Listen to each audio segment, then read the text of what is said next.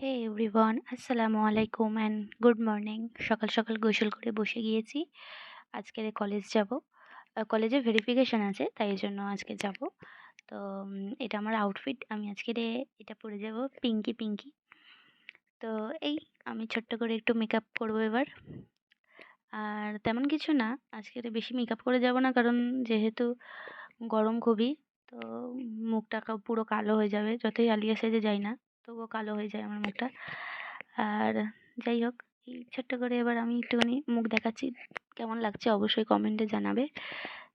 আমি এই চশমাটা পরে গেছিলাম, মানে চশমাটা এখানেই বাড়িতেই রেখে দিয়ে চলে গেছি। আর এতটা মানে ভিড় ছিল কলেজে যে আমি একটাও ক্লিপ নিইনি। আমি পরের বারে দেখাবো যে আমি কোন কলেজে ভর্তি হয়েছি বা কী।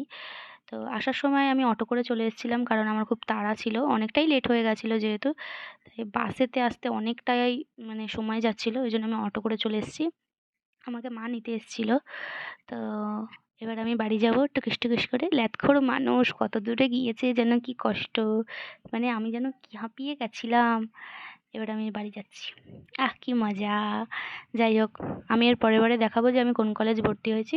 সো আজকের জন্য tata, bye bye, see you.